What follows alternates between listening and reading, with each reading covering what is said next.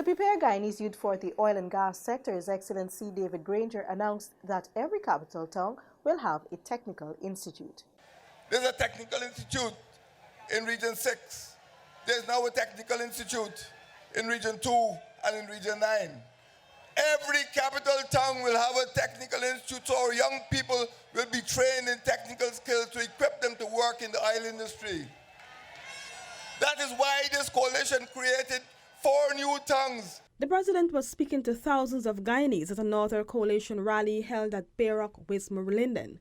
The head of state reminded that his government has already been working for the youth in several areas, providing employment opportunities. And with Guyana's current oil and gas sector, the country's young people must be at the forefront. On January 1 of this year, the head of state announced the beginning of the decade of development, which will significantly improve the lives of all Guyanese with revenues from the oil and gas sector. Government's plan for Guyana during the decade of development includes a continued focus on education. There will be universal primary and secondary education, as well as free education at the university level. The head of state called on Guyanese to choose the decade of development over the decades of troubles.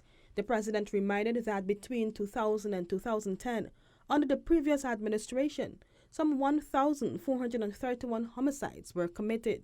Ask yourselves some questions,